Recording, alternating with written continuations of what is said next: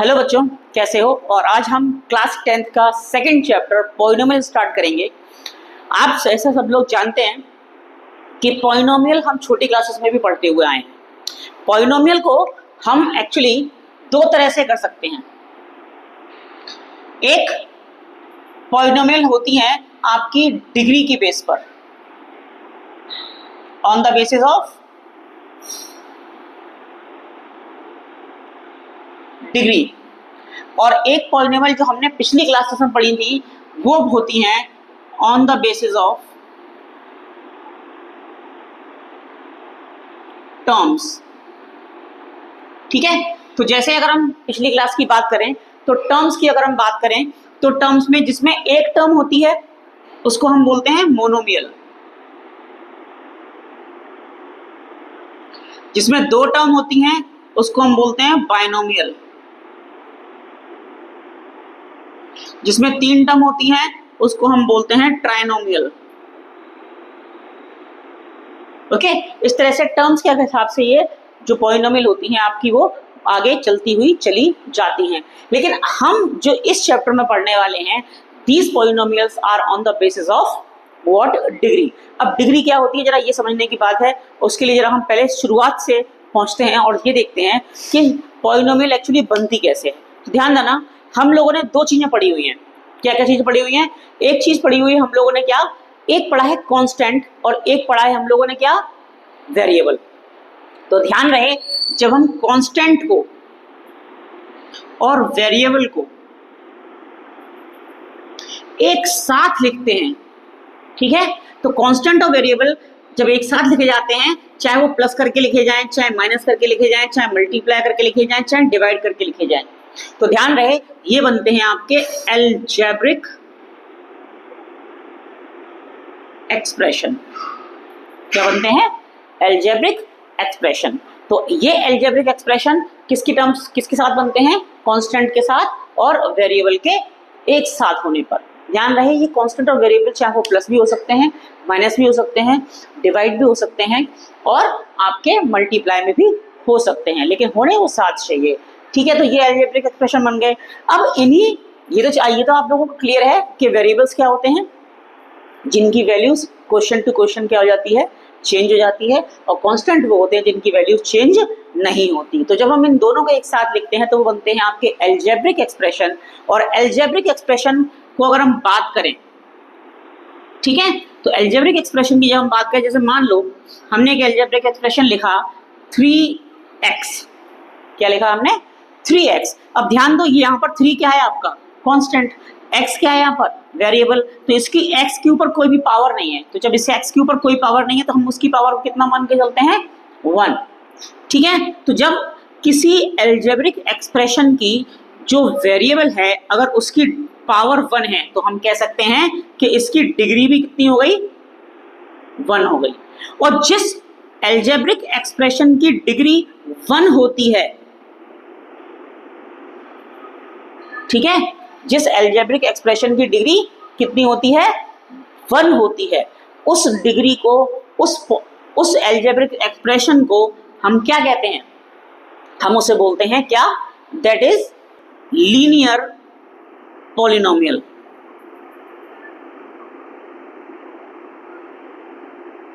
ठीक है, क्या कहा जाता है उसको? जिस अलजेब्रिक एक्सप्रेशन की कितनी होगी, डिग्री कितनी होगी? 1 होगी, उसको हम क्या बोलेंगे? लीनियर पॉलिनोमियल बोलेंगे। ठीक, जैसे वैसे ही अगर मान लो इस डिग्री को मैं 2 कर दूं, कर दिया 3x² प्लस 4x कर दिया मैंने, राइट। ये इसमें टर्म भले ही तो है लेकिन हाईएस्ट डिग्री वेरिएबल की कितनी यहाँ पे? 2 है। ओके, तो यहाँ पर ये इसकी डिग्री को हम कहेंगे, इसकी डिग्री कितनी हुई? 2। तो जिसकी डिग्री 2 होती है, जिस अलजेब्रिक एक्सप्रेशन की डिग्री 2 होती है, वो क्या हो जाता है आपका? क्वाड्रेटिक। वो आपका क्वाड्रेटिक पॉलिनोमियल कहलाता है। जिसकी डिग्री कितनी हो जाएगी? 3 हो जाएगी, ठीक, वो आपका क्यूबिक पॉलिनोमियल कहलाएगा। राइट बच्चों, और जिसकी डिग्री आपकी 4 हो जाएगी, जिसकी डिग्री कितनी हो जाएगी 4, ओके, वो कहलाएगा आपका बाय क्वाड्रेटिक।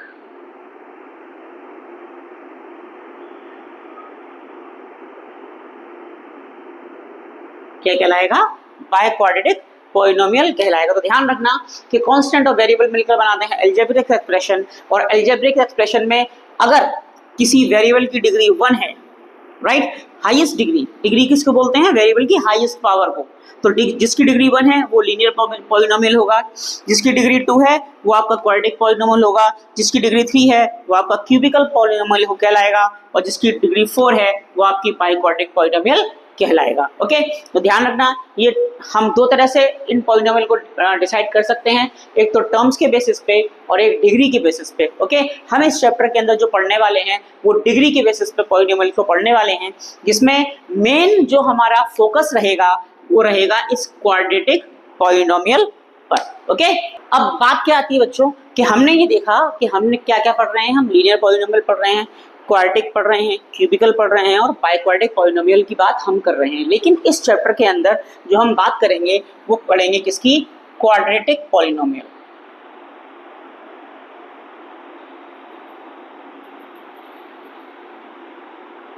किसकी बात करेंगे? क्वाड्रेटिक पॉलिनोमियल की। ध्यान ये रहे कि हम जब भी किसी क्वाड्रेटिक पॉलिनोमियल की बात करेंगे तो हम उसकी स्टैंडर्ड फॉर्म की बात करेंगे, राइट बच्चों। जैसे क्वाड्रेटिक पॉलिनोमियल की अगर हम स्टैंडर्ड फॉर्म बोलें तो इस तरह से होती है ax² + bx + c। ओके, ये क्या है? किसी भी क्वाड्रेटिक पॉलिनोमियल की क्या है? स्टैंडर्ड फॉर्म है। ध्यान ये रहे यहाँ पर वेरिएबल की सबसे पहले हाईएस्ट पावर लिखी जाती है, जो भी टर्म जिसमें हाईएस्ट पावर होती है वो लिखते हैं, फिर उससे कम वाली, और फिर उससे वो टर्म लिखते हैं जिसमें कि वेरिएबल हमारा होता ही नहीं है। ध्यान ये रहे इसके अंदर a, b और c यहाँ पर क्या होते हैं? आपके कांस्टेंट होते हैं, और आपका जो x है वो यहाँ पे क्या कहलाता है? वेरिएबल। मैंने आपको पहले ही बता चुका हूँ कि जब भी पॉलिनोमियल बनेगा तो पॉलिनोमियल दो चीज़ों से मिलकर बनता है, किस किस से? वेरिएबल से और कांस्टेंट से। तो देखिए ये भी जो इसकी स्टैंडर्ड फॉर्म है ax² + bx + c, ये भी क्या है? कांस्टेंट और वेरिएबल से मिलकर ही बनी हुई है। हम बात करेंगे, अब हम इसी की बात कर रहे हैं ax² + bx + c की। ये क्वाड्रेटिक पॉलिनोमियल का क्या हो गया? स्टैंडर्ड फॉर्म हो गया बच्चों, राइट। अब कभी कभी ये आता है कि आपको पॉलिनोमियल दिया हुआ है और उन पॉलिनोमियल का आपको क्या करना है? जीरो फाइंड करना है, राइट। जीरो फाइंड करने का मतलब क्या होता है? जीरो फाइंड करने का सिंपल मतलब है कि इस वेरिएबल x की कौन सी वैल्यू इस गिवन पॉलिनोमियल में रखी जाए जिससे कि उस पूरी पॉलिनोमियल का जो आंसर निकल के आएगा सॉल्व करने के बाद वो कितना निकल के आएगा? जीरो निकल के आए। तो वही क्या कहलाता है? इस पॉलिनोमियल का जीरो कहलाता है, राइट। तो यहाँ पर हमने पढ़ा कि क्वाड्रेटिक पॉलिनोमियल का स्टैंडर्ड फॉर्म ये होती है, इसमें a, b और c कांस्टेंट होते हैं और x क्या होता है? यहाँ पे वेरिएबल। पॉलिनोमियल सिर्फ यहाँ पर यही नहीं है कि हमेशा x ही वेरिएबल हो, a से लेकर z तक कोई भी टर्म हम यहाँ पे वेरिएबल के रूप में यूज कर सकते हैं, लेकिन जो शुरुआत में टर्म लिखी जाएंगी ये टर्म्स हमारी क्या कहलाती हैं? ये टर्म्स हमारी कहलाती हैं कांस्टेंट, राइट। तो इसके बाद हम बात करते हैं आगे क्या कि इस चैप्टर के अंदर सबसे पहली जो चीज है वो है आपके ग्राफ्स। ध्यान रहे बच्चों, हमेशा जब हमने बात की लीनियर पॉलिनोमियल की,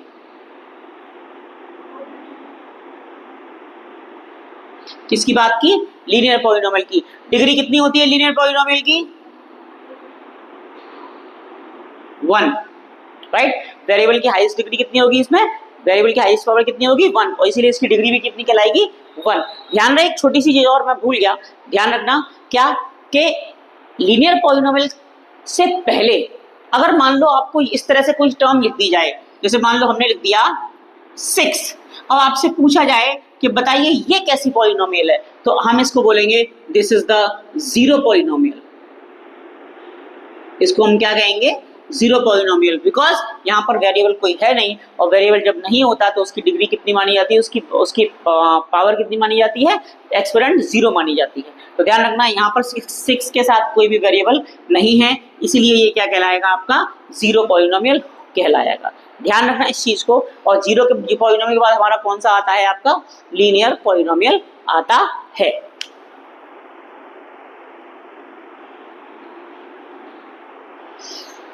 देखो बच्चों, अब बात आ रही है लीनियर पॉलिनोमियल जिसकी डिग्री 1 है। अगर हम कहें इसके ग्राफ की बात, ध्यान रखना हमेशा, ऑलवेज, क्या कि जब लीनियर पॉलिनोमियल का ग्राफ बनेगा, it is always a straight line.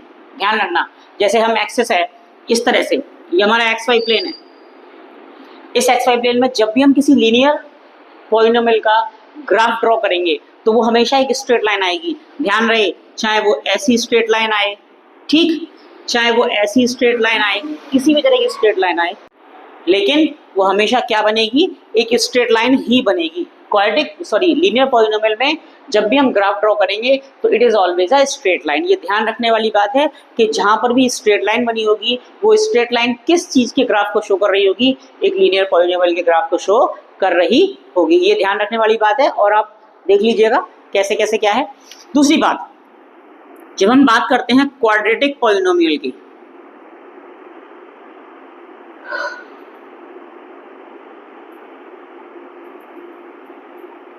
ठीक है बच्चों, तो देखो यहाँ पे एक शेप होता है, इस शेप को आप मतलब ज्यादा आगे क्लासेस में पढ़ेंगे, इसको हम बोलते हैं पैराबोला, राइट। क्वाड्रेटिक पॉलिनोमियल का जब भी ग्राफ ड्रॉ किया जाएगा तो वो एक पैराबोलिक शेप में आएगा। पैराबोलिक किस तरह से होता है जरा ध्यान रखना। देखो जैसे जैसे हमने एक एक्स वाई प्लेन लिया, इस एक्स वाई प्लेन में पैराबोला ये शेप होती है, देखो जैसे ये इस तरह से, राइट, ऐसे भी बन सकता है। अगर हम बात करें तो ये पैराबोला कुछ इस शेप में भी बन सकता है, राइट। अगर हम बात करें और तो ये पैराबोला इस शेप में भी बन सकता है, ठीक है। अगर और देखें तो पैराबोलिक शेप कई सारे बन सकते हैं, ठीक है। ये इधर भी बन सकता है, ठीक, चाहो तो आप इसे इस डायरेक्शन में भी बना सकते हो। तो ये जो शेप बन रहा है, जो इस टाइप का शेप बन रहा है, ये एक पैराबोलिक शेप होता है। तो कभी कभी क्वेश्चन पूछा जाता है कि बताइए कि क्वाड्रेटिक पॉलिनोमियल का जो ग्राफ होता है वो किस शेप में होता है, तो आपका आंसर होना चाहिए it is in parabolic shape या फिर पैराबोला शेप में होता है, ध्यान रखना, ओके। तो जब पैराबोला शेप में, जैसे फर्स्ट एक्सरसाइज आपकी चैप्टर्स की जो हैं, उन फर्स्ट एक्सरसाइज चैप्टर में इनके जीरोस पूछे जा रहे हैं। जैसे मान लो ये है आपका, ये ये आपका एक ग्राफ दिया हुआ है क्वाड्रेटिक इक्वेशन का, क्वाड्रेटिक पॉलिनोमियल का। अब इसमें आपसे पूछा गया कि बताइए इसके कितने जीरोस पॉसिबल हैं। अब देखो ये पैराबोला यहाँ पर है, तो ये पैराबोला आप देखेंगे तो ये एक्स एक्सिस पर दो जगहों पर काट रहा है, एक यहाँ पर और एक यहाँ पर, तो इसके जीरोस कितने हो गए, 2। ध्यान रखें। अब जैसे इस वाले ग्राफ की अगर हम बात करें तो ये एक्स एक्सिस को कितने पर काट रहा है, 1 पर, राइट। तो हम अगर एक्स एक्सिस पे पूछा जाएगा y equal to f x के लिए, तो यहाँ पर क्या हो जाएगा, हमारा एक्स एक्सिस पे कितने जीरो है इसके, 1। और अगर इसकी हम y एक्सिस की बात करें तो देखो इस y एक्सिस पर ये कितने पॉइंट्स पे काट रहा है, 1 यहाँ पर और 1 यहाँ पर। तो यहाँ x equals to f y की अगर हम बात करेंगे तो यहाँ पर पैराबोला 2 पॉइंट्स पे काट रहा है, तो वहां पर जीरोस कितने कहलाएंगे आपके y एक्सिस पर, 2। तो ऐसे ही अगर हम इसकी बात करें तो ये y एक्सिस पर सिर्फ 1 जीरो शो कर रहा है यहाँ पर, और अगर इस वाले ग्राफ की बात करें तो इस वाले ग्राफ पर ये यहाँ पर क्या शो कर रहा है, 1 जीरो, और यहाँ पर एक्स एक्सिस पे कितना शो कर रहा है, ये वाला पैराबोला भी 1 जीरो शो कर रहा है। तो ध्यान रखना, ये पैराबोला जिस एक्सिस को जितने पॉइंट्स पर काटेगा उस क्वाड्रेटिक पॉलिनोमियल के उतने ही जीरो क्या करेंगे, एग्जिस्ट करेंगे। जैसे इसके 2 जीरो एग्जिस्ट करेंगे, एक यहाँ पर और एक यहाँ पर। और जीरोस का मतलब मैं बता चुका हूँ क्या, कि जो भी इक्वेशन है उसके जो भी पॉइंट्स निकल के आएंगे, अगर इन पॉइंट्स को हम x की जगह पर पुट करेंगे तो इस पूरे पॉलिनोमियल का आंसर जो निकल के आएगा वो कितना आएगा, आपका 0 आएगा, राइट। तो इस तरह से हम क्या कर सकते हैं, इन ग्राफ्स की हेल्प से किसी भी क्वाड्रेटिक पॉलिनोमियल की जीरोस बता सकते हैं कि नंबर ऑफ जीरोस उसमें कितने एग्जिस्ट कर रहे हैं। ध्यान रखने वाली बात सिर्फ ये है, हमें देखना ये है कि वो एक्स एक्सिस को कितनी जगह पे काट रहा है या वाई एक्सिस को कितनी जगह पे काट रहा है। जितनी जगह पर ये पैराबोला आपकी एक्स एक्सिस और वाई एक्सिस को काटेगा उस क्वाड्रेटिक पॉलिनोमियल के जीरोस भी उतने ही होंगे, राइट। ये मैं बता चुका हूँ किस तरह से, देख लीजिएगा। देखिए अब इसके बाद हम बात करते हैं, जैसे हमने पढ़ा लीनियर पॉलिनोमियल, हमने पढ़ा क्वाड्रेटिक पॉलिनोमियल।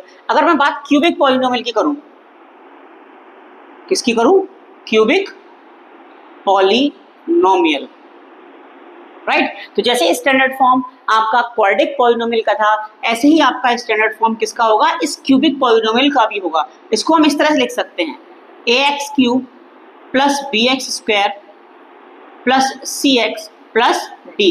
यहाँ पर जो आपका a b c और d है, ये क्या है, आपके कांस्टेंट हैं।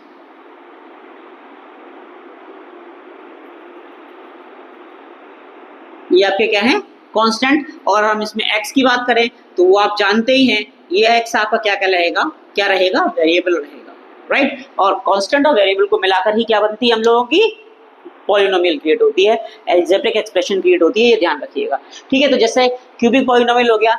अब अगर हम इसके आगे की बात करें तो ये बनती है इक्वेशन आपकी बाय क्वाड्रेटिक।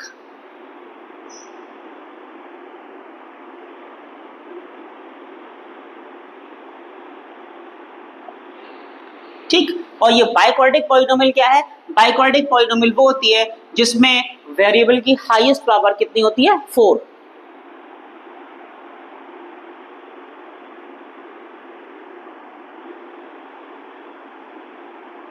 और यहां पर अगर हम a b c d और e की बात करें तो ये क्या कहलाएंगे, आपके कांस्टेंट। और x की बात करेंगे तो x क्या होगा, आपका वेरिएबल। तो इस तरह से लीनियर हो गई, क्वाड्रेटिक हो गई, आपकी क्यूबिकल हो गई और आपकी बाइक्वाड्रेटिक हो गई। लेकिन हम जो मेन चैप्टर फोकस करेंगे इस चैप्टर के अंदर मेन पॉइंट पे, वो क्या होगा, आपका क्वाड्रेटिक पॉलिनोमियल होगी। और उसी क्वाड्रेटिक पॉलिनोमियल में हम अलग अलग टाइप्स के सवालों को सॉल्व करना भी सीखेंगे। मैं आपको जीरो ऑफ द पॉलिनोमियल बता चुका हूँ, फिर भी ध्यान ये रहे कि जीरो वो होते हैं वो वैल्यू होती है इन वेरिएबल की जिनके लिए ये पूरी टर्म क्या हो जाती है, जीरो हो जाती है। वही क्या कहलाते हैं, इसके जीरो ऑफ द पॉलिनोमियल कहलाते हैं, राइट।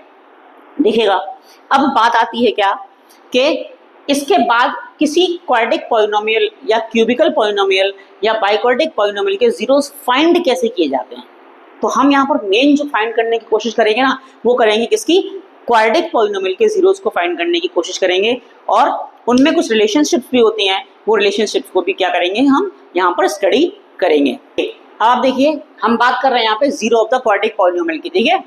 तो ये रही हमारी क्वाड्रेटिक पॉलिनोमियल की स्टैंडर्ड फॉर्म। ध्यान देने वाली बात ये है कि यहाँ पर हमने जो ये स्टैंडर्ड फॉर्म लिखी है इस क्वाड्रेटिक पॉलिनोमियल की, इसकी डिग्री कितनी है, 2।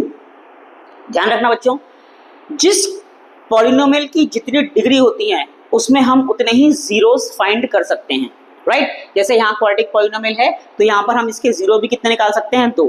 जैसे मान लो एक टर्म है, हमें दे रखी है कोई fx टर्म दे रखी है, मतलब एक फंक्शन है कोई x की टर्म में, कोई भी हो सकता है, जैसे ax square plus bx plus c कोई भी टर्म है।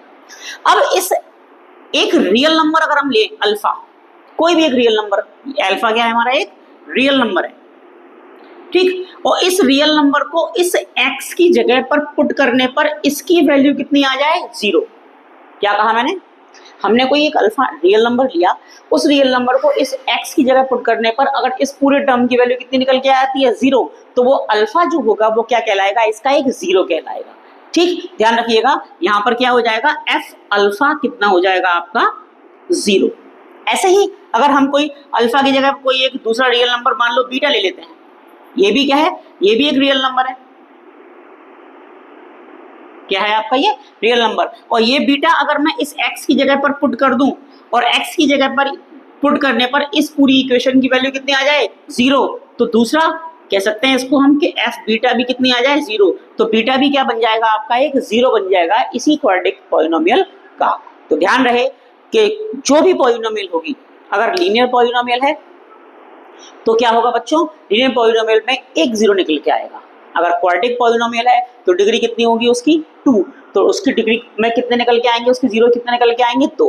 और अगर हम क्यूबिकल पॉलिनोमियल की बात करें तो क्यूबिकल पॉलिनोमियल में हाईएस्ट पावर कितनी होती है, 3, तो उसके जीरोस कितने निकलेंगे, 3। और अगर हम बाइक्वाड्रेटिक पॉलिनोमियल की बात करें तो उसमें हाईएस्ट पावर कितनी होती है वेरिएबल की, 4, तो वहां पर उसके जीरोस कितने निकल के आएंगे, 4 जीरोस निकल के आएंगे। तो ध्यान ये रहे, हम यहाँ पर मेन कंसिडर करेंगे किस चीज के ऊपर, क्वाड्रेटिक पॉलिनोमियल के ऊपर। और मैंने बताया कि क्वाड्रेटिक पॉलिनोमियल में हम 2 जीरोस निकाल सकते हैं क्योंकि इसकी हाईएस्ट पावर कितनी होती है वेरिएबल की, 2 होती है, तो एक अल्फा हो जाएगा और एक बीटा हो जाएगा, जिनको पुट करने पर इस पूरी इक्वेशन की वैल्यू कितनी निकल के आएगी, 0 निकल के आएगी। अलग अलग पुट करने की बात कर रहा हूं मैं, एक साथ नहीं। ओके, अल्फा पुट करोगे तब भी 0 आएगी, बीटा पुट करोगे तब भी 0 आएगी, क्योंकि मैंने बताया था आपको पैराबोलिक शेप होती है। एक्स एक्सेस पे भी 2 पॉइंट्स पे काटेगा किसी क्वाड्रेटिक पॉलिनोमियल का कोई भी पैराबोलिक स्ट्रक्चर, और अगर हम इसको चाहे तो हम जैसे मान लो इसको मैं ay² + by + c कर दूं तो y पे भी काटेगा वो, लेकिन काटेगा कितने पॉइंट्स पे, 2 पॉइंट्स पे। ये ध्यान रखिएगा क्या कि पैराबोलिक शेप क्वाड्रेटिक पॉलिनोमियल का जो बनेगा वो x एक्सिस या y एक्सिस को 2 पॉइंट्स पे 0 देकर जाएगा ही जाएगा। ओके, अब हम इसके बाद जब हमने देख लिया कि क्वाड्रेटिक पॉलिनोमियल में हम 2 जीरोस फाइंड आउट कर सकते हैं, तो अब क्या होता है, 2 चीजें हैं बेटा। पहला क्या कि देखो यहां पर x² का कोफिशिएंट कितना है, a, यहां पर x का कोफिशिएंट कितना है, b। तो होता क्या है कि इन जीरोस के बीच में जो क्वाड्रेटिक पॉलिनोमियल है उसके जो हमने जीरोस निकाले हैं अल्फा और बीटा, उनके बीच में और इनके x² के कोफिशिएंट और x के कोफिशिएंट जो यहाँ पर दे रखे हैं उनके बीच में एक रिलेशनशिप होता है। वो रिलेशनशिप हम पढ़ेंगे और देखेंगे कि उस रिलेशनशिप से हम कैसे हम सवालों को सॉल्व कर सकते हैं। देखिए बच्चों, अब हम यहाँ पर पढ़ रहे हैं relationship between zeros and coefficient of quadratic polynomial. मैंने अभी बताया आपको कि जीरोस वो वैल्यूज जो वेरिएबल की जगह रखने पर पूरी क्वाड्रेटिक पॉलिनोमियल को कितना कर देते हैं, 0 कर देते हैं, वो उसके जीरोस कहलाते हैं। और कोफिशिएंट क्या, जैसे मैंने स्टैंडर्ड फॉर्म लिखी थी ax² + bx + c, उसमें x² का कोफिशिएंट कितना था, a, x का कोफिशिएंट कितना था, b, और एक लास्ट में कांस्टेंट टर्म थी हमारी c। तो ध्यान रखना हम यहाँ पर 2 चीजों के बीच में रिलेशनशिप फाइंड कर रहे हैं, एक तो कोफिशिएंट्स के बीच में और एक उनके जीरोस के बीच में। जैसे मैंने बताया कि इक्वेशन आपके पास ये थी ax² + bx + c, zeros find कर रहे हैं इसलिए हम इसको स्टैंडर्ड फॉर्म में इस तरह से लिख लेते हैं।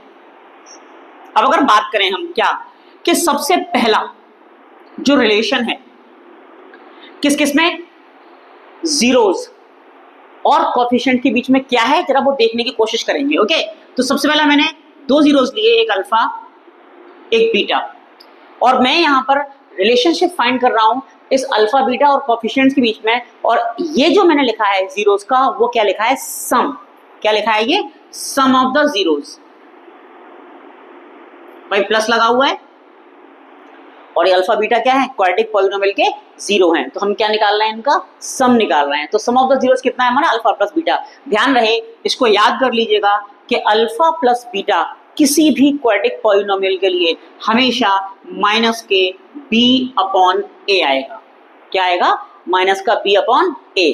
ध्यान रहे ये जो माइनस b है, ध्यान दो b जो है वो किसका कोफिशिएंट है, x का। तो हम यहां लिख सकते हैं कि माइनस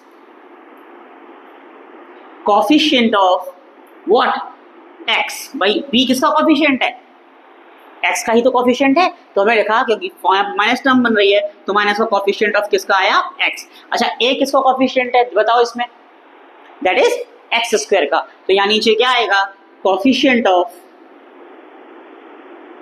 व्हाट, x²। तो आप सिंपल याद करके चलिएगा क्या कि अगर हम किसी भी क्वाड्रेटिक पॉलिनोमियल के लिए सम ऑफ द जीरोस निकालते हैं तो वो हमेशा कितना निकल के आएगा, माइनस का b/a निकल के आएगा। ये आपका पहला रिलेशन है किस किस के बीच में, जीरोस के बीच में और उनके कोफिशिएंट्स के बीच में। तो ध्यान रखिएगा alpha plus beta is equals to minus के b/a।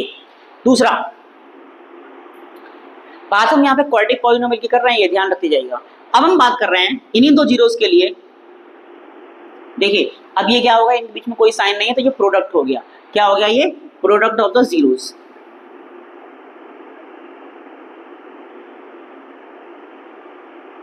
राइट, तो जैसे हमने बताया कि अल्फा प्लस बीटा किसके बराबर होता है, माइनस के b/a के बराबर होता है, ऐसे ही अल्फा इंटू बीटा जो प्रोडक्ट है आपका वो आपका होगा that is equals to c/a। Right, अब जरा यहाँ देखो इस पूरी क्वाड्रेटिक पॉलिनोमियल की स्टैंडर्ड फॉर्म में c क्या है, c किसी का कोफिशिएंट नहीं है, c is just a constant. So हम क्या लिखेंगे, इस c को लिख सकते हैं कांस्टेंट। एंड अगर हम बात a की करें तो आप जानते हैं a जो है वो किसका कोफिशिएंट है आपका, x² का। तो यहाँ पे आ जाएगा coefficient of what x square. तो ध्यान रखिएगा दूसरा हमारे पास रिलेशन जो आया कोफिशिएंट और जीरो के बीच में वो आया alpha into beta is equals to C upon A. तो दो चीजें हैं इसके अंदर, ध्यान क्या रखना है कि एक तो सम है और एक क्या है आपका प्रोडक्ट है। तो आपको ये याद कर लेना है कि alpha plus beta equals to minus B upon A है और अल्फा इंटू बीटा आपका सी अपॉन ए टर्म है। जब भी हम क्वेश्चंस करेंगे तो सम की जगह माइनस बी अपॉन ए रखा जाएगा अगर हम उसके जीरोस के सम की बात कर रहे हैं, और अगर जीरोस के प्रोडक्ट की बात कर रहे हैं तो हम क्या रखेंगे alpha into beta equals to that is C upon A. और ये हम जानते हैं ये स्टैंडर्ड फॉर्म से किस किस कोएफिशिएंट है वो हम यहाँ पे लिख के दिखा सकते हैं। ओके, तो ध्यान रखिएगा इन सब चीजों को बच्चों, क्योंकि इनका यूज हम आगे वाले क्वेश्चंस में करेंगे ही करेंगे। ओके बच्चों, अब हम बात कर रहे हैं क्या कि हमने सम ऑफ द जीरोस पढ़ लिया, हमने प्रोडक्ट ऑफ द जीरोस पढ़ लिया। अब हम बात कर रहे हैं कि जीरोस किसी भी पॉलिनोमियल के निकाले कैसे जाते हैं। तो देखिएगा अगर मैं बात लीनियर की करूं,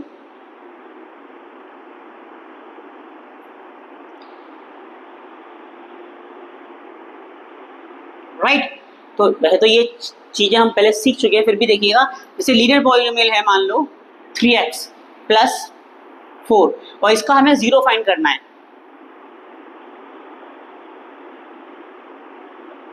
राइट। तो इसको हम जीरो के इक्वल रखेंगे, जैसे ही रखेंगे तो जैसे हमने लीनियर इक्वेशन सॉल्व करना सीखी थी छोटी क्लासेस के अंदर वैसे ही करेंगे, दैट इज -4 और इक्वल्स टू -4/3। तो यहाँ पर जो हमारा अल्फा निकल के आया वो -4/3, एक्स को ही हम क्या मानेंगे अल्फा, क्योंकि एक्स की जगह पर ही क्या रखा जाता है अल्फा रखा जाता है, जिसकी वजह से पूरी इक्वेशन की टर्म क्या निकल के आती है जीरो। तो अगर हम इस इक्वेशन में इस लीनियर पॉलिनोमियल के अंदर x की जगह पर -4/3 पुट कर देंगे तो ध्यान रखना बच्चों आंसर कितना निकल के आएगा आपका जीरो आएगा। तो इस लीनियर पॉलिनोमियल का कोई भी लीनियर पॉलिनोमियल दे रखी है आपको उसको जीरो के इक्वल रखकर हम अगर जो भी वैल्यू निकाल दें x की वही उसका क्या कहलाता है जीरो कहलाता है। अब अगर बात करूं मैं किसकी क्वाड्रेटिक पॉलिनोमियल की,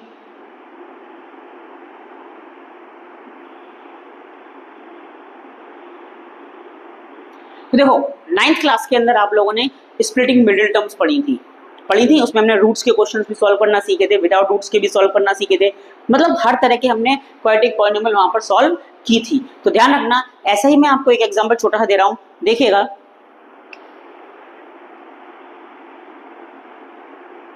जैसे मान लो ये क्वाड्रेटिक पॉलिनोमियल है, राइट, और हमें क्या करने हैं इसके जीरोस निकालने हैं। तो क्या करेंगे जैसे हम इसको बोलते थे ना splitting middle term, 9th class में हमने सीखा था क्या कि हम किसी भी क्वाड्रेटिक पॉलिनोमियल को क्वाड्रेटिक इक्वेशन को स्प्लिट करके उसके दो जीरोस फाइंड आउट कर सकते थे, तो उसको हम बोलते थे स्प्लिटिंग मिडिल टर्म। तो ऐसे इसको करेंगे क्या कि 12 बन जा 12 का मल्टीप्लाई 1 में करके कितना आएगा 12 आएगा।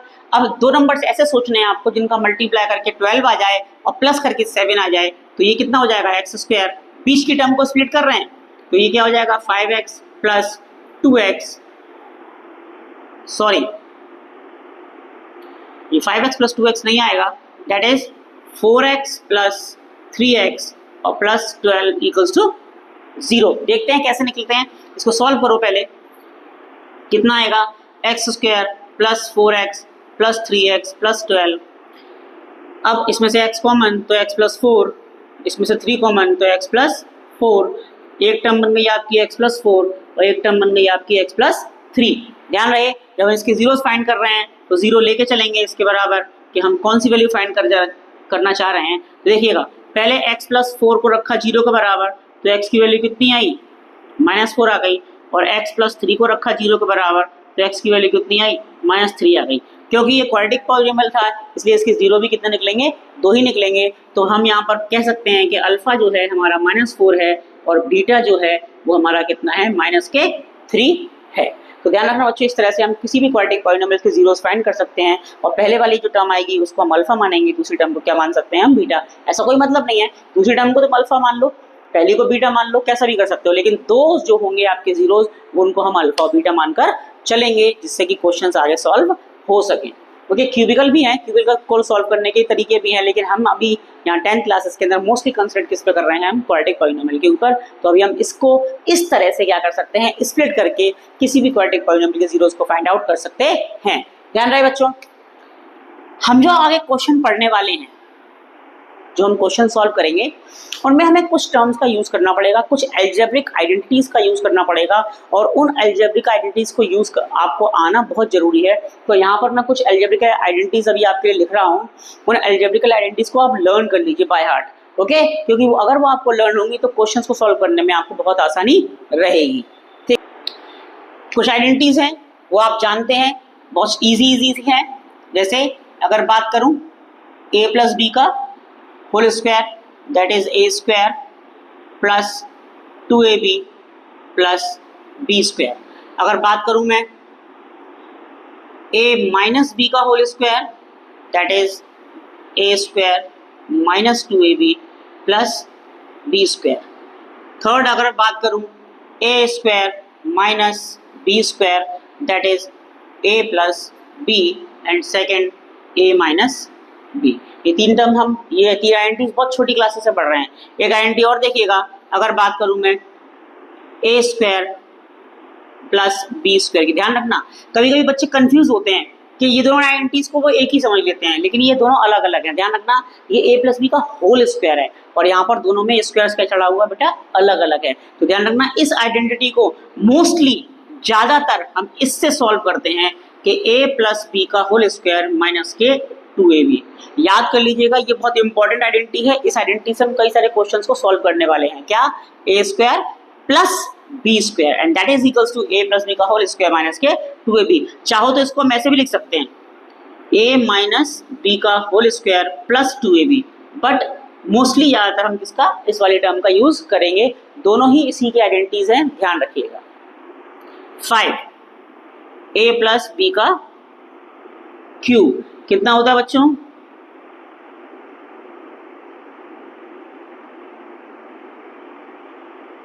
Right, A cube plus B cube plus 3ab bracket में a प्लस बी। चाहो तो इस 3ab का a प्लस बी मल्टीप्लीकेशन करके 3a square B plus 3ab square B आप इसको क्या कर सकते हैं, लिख सकते हैं, राइट। देखिएगा अगर हम इसकी बात करें, क्या a माइनस बी का क्यूब, ये कितना होगा, a cube minus B cube minus 3ab and that one minus b, a minus B. इसमें भी आप कर सकते हैं, लेकिन इसमें ध्यान रखिएगा मल्टीप्लिकेशन करते समय कि ये तो माइनस का 3ab अगर a में मल्टीप्लाई करेंगे तो minus 3ab a square b हो जाएगा, लेकिन जैसे ही अंदर b में मल्टीप्लाई करेंगे तो ये माइनस माइनस क्या हो जाएगा, आपका प्लस हो जाएगा और वो लास्ट टर्म बनेगी आपकी 3ab स्क्वायर, राइट। देखिएगा कुछ और भी आइडेंटिटीज हैं। अगर बात करूं मैं A cube minus B cube की, राइट, किसकी, ए क्यूब माइनस बी क्यूब। तो ध्यान रखिएगा ये आइडेंटिटी बनेगी आपकी ए माइनस बी और दूसरे ब्रैकेट में A square plus B square plus A B, right. अगर बात करूंगा मैं A cube plus B cube की, तो ये आइडेंटिटी बनेगी आपकी ए प्लस बी और दूसरे ब्रैकेट में A square plus B square minus A B. ठीक है बच्चों, तो ये कुछ 7-8 आइडेंटिटीज हैं। इन आइडेंटिटीज को आप लर्न कर लीजिएगा, क्योंकि इन आइडेंटिटीज का यूज़ क्या करेंगे हम, कोफिशिएंट्स और जीरोस वाले क्वेश्चन के जो क्वेश्चन सॉल्यूशन होगा उनमें हम यूज़ करेंगे, और ये आइडेंटिटीज आपको याद होना बहुत ज़रूरी हैं। इसलिए इन आइडेंटिटीज को आप ध्यान से गौर से याद कर लीजिए और ये थोड़ा डिफरेंस में ध्यान रखिएगा, क्या कि ए प्लस बी का होल स्क्वायर अलग होता है और ए स्क्वायर प्लस बी स्क्वायर अलग होता है। सेम इसी प्रकार से ए प्लस बी का क्यूब अलग होता है और ए क्यूब माइनस बी क्यूब अलग होता है, और ए माइनस बी का ए क्यूब अलग है और ए क्यूब माइनस बी क्यूब अलग है। ध्यान रखिएगा, कई बच्चे कंफ्यूज जाते हैं, ए प्लस बी के होल क्यूब की जगह ए क्यूब प्लस बी क्यूब लगा देते हैं, लेकिन वो चीज़ गलत हो जाती है। तो इन आइडेंटिटीज को याद कर लीजिएगा और इसके बाद हम इनके क्वेश्चंस को सॉल्व करने का नंबर लगाएंगे।